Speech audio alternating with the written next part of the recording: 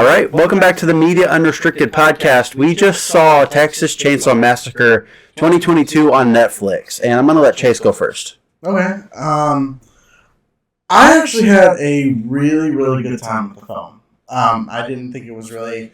it wasn't the greatest thing at all, but I had a very, very good time with it. Definitely toward about the middle of the film, with that bus scene that we've all seen from the trailer. That was everything and more. I thought that was great. Leatherface kind of has like a little bit of, I'm kind of like he had, I guess, more of a personality to him.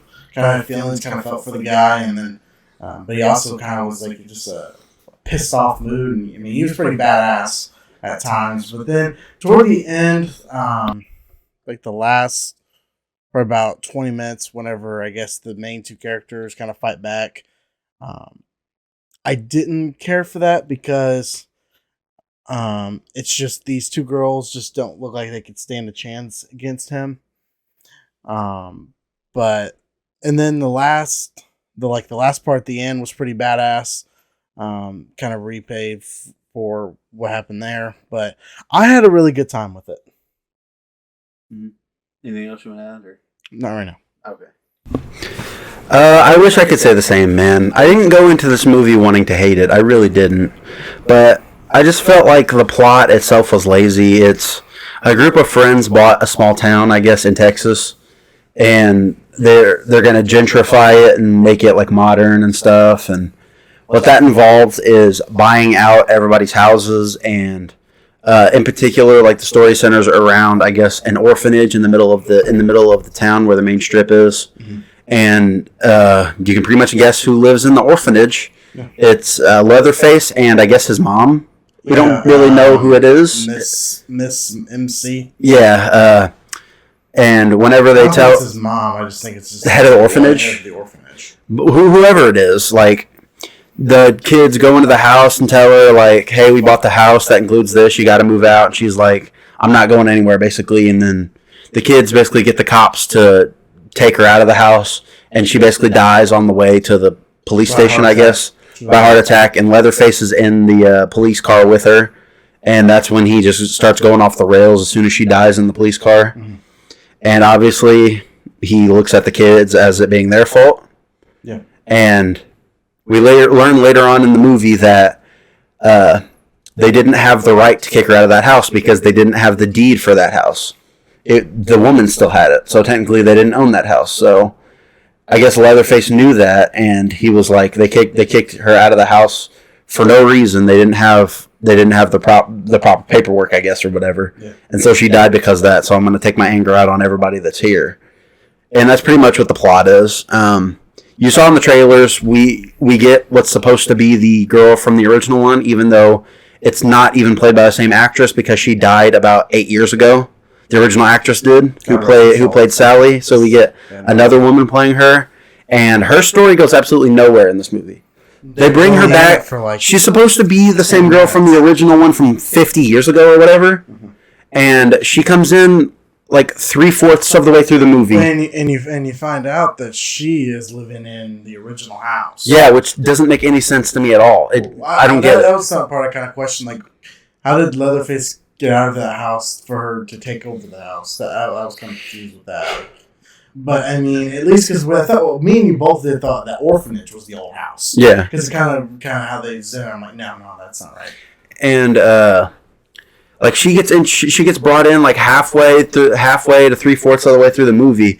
And what they're trying to do was they were trying to rip off the Halloween 2018 thing where, 50 years ago this happened to me and I'm coming back for vengeance against the killer. Mm-hmm. They didn't do that well at all. What they did was they basically just brought her in to kill her. Because she literally just came in, she hit him, I think, once with a shotgun. He blocked every other shot with his chainsaw and then basically just like fucking ran his chainsaw through her fucking chest. Mm-hmm. All she was there for was basically give a gun to the main girl and her sister and to like just shoot Leatherface at the end of the movie. She was basically just brought in to fucking die, which they could have just left her out and it would have been fine. Like there was no reason to bring her in. And plus, there was what's called a MacGuffin, like an object that was introduced early on in a piece, in a book or a story or movie or something, that plays a critical part in moving the plot forward later on, where the mechanic, Richter, showed Lila, like, was trying to tell her how to use an assault rifle that he had in his mechanic shop. And obviously, like I said, MacGuffin, that came back later at the end of the movie, and it didn't work. So it was like a red herring MacGuffin. And instead, they just used the shotgun that Sally had. Yeah. But like Chase said, the bus scene was great. Yeah, it was complete slaughter. There was so much blood. There was people getting cut in half. Limbs were getting cut off. A dude, from what I remember, like, he was screaming. From what I remember, he was trying to put his arm back on. Yeah, he was. After he got cut off. Yeah. Another dude got cut, like, right here, and like half of his arm was falling off and shit. One Catherine gets cut in half. Catherine gets cut in half while trying to climb out of a window. You see intestines and shit. That was really that's the one thing I will give this movie. The kills are great in this movie. And Leatherface, like, I thought the guy who played him did a decent job, but I thought he kind of brought this thing you can just see this guy's like really been pissed off, and everything. Like, I mean, you gotta even say, like, that last kill on Melody. You mean you've been wanting that? You wanted that the whole movie, and you got it. And you gotta say it was pretty badass. Yeah, I did, because that's another one of my criticisms with this movie. None of the characters were likable at all.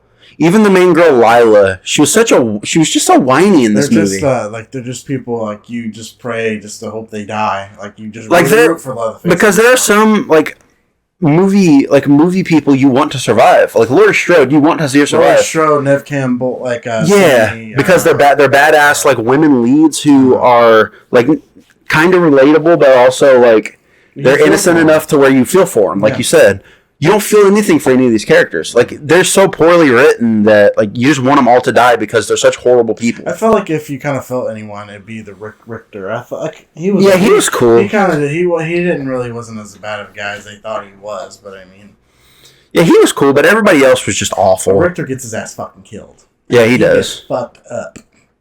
Yeah, and like I said, the kills were great, and some scenes were great.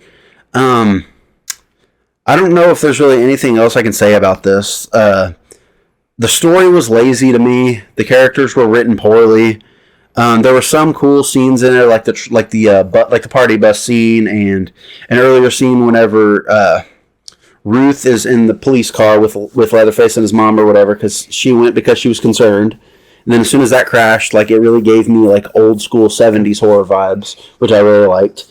But other than that, like, I just can't say anything else positive about this movie, because I didn't really have a whole lot other than just a few cool scenes, because Leatherface did have a few cool scenes and he was angry, but I don't know. I don't know. I just don't have anything else positive to say about it. Some of what I think is deterring you is some of the reviews you heard wasn't good. So I didn't watch any reviews. I didn't say watch it. I said you heard them. So it kind of maybe deteriorated your thing, because I didn't. Like I said, I didn't go in wanting to hate it. I went in with an open mind. It's just a movie you just kind of, because I was thoroughly bored with the movie. You had a fun time. I was bored. I don't know how you kind of were bored. I mean, it's only the thing. What do you mean you don't know how you were bored? It's only an hour and 21 minutes. So I mean, it's kind of good through. I mean, what's sort of bored? I mean, something's always usually going on through most of it. Once Leatherface kind of gets there, I mean, he's always kind of. I guess his presence always kind of felt around. I guess what I'm wanting to say. But I mean, I had a good time with it. I wouldn't say. I mean, is it better than Scream 2022 or Halloween Kills or no? I mean, not at all. It definitely is a cheap copy of that. But I had a good time with it. I don't know if I will be watching it again anytime soon. Just I don't know. This whole franchise is not. I don't really super care for the franchise. I mean, I think most of them are kind of hit and miss. I mean, the original's great and everything, but I think most of the sequels are just kind of hit and miss. But I said I had a good time with it. Probably give it a 7 out of 10. You're being too generous, my friend. I would probably give it like a 5 out of 10. It was like it's less than mediocre is how I guess I would describe it. It's like you said, there were some cool moments in it, so it's not complete and utter dog shit. But it's worse than mediocre, I will say. It's not dog shit, but it's worse than mediocre. So I think a 5 out of 10 from me is fairly generous enough for this movie. Because you and I both know that I don't hate a whole lot of movies. I usually go into movies and I have a good time, no matter what kind of movie it is. So, you know. Like what? Name another one that I didn't fairly like at all. Encanto. I liked Encanto. I just didn't like all of the musical numbers. Like the story itself and like the art and everything, it was great, and the characters were awesome. Well, you didn't like it enough to put it in your worst movies. I put it at number 10, I think. You only had 5. I put it at number 5. There you go. But I mean, there were definitely a lot of movies that were way better than it this year, or in 2021. Yeah. So that's the only reason why. That's why I was at number 5. But I mean, most of those. But I didn't hate it. Most of those mean you didn't like. We both didn't like. And so, I mean, that's 5 out of 10. That's what I'd give this one. 7 out of 10. I mean, anything else you want to say about it? I definitely recommend. If you're a horror fan, definitely check it out and put your own opinion to it. Like I said, I've heard people they like it and some people don't like it. So, kind of just go in with your own thoughts. Just have a good time. That's all I say.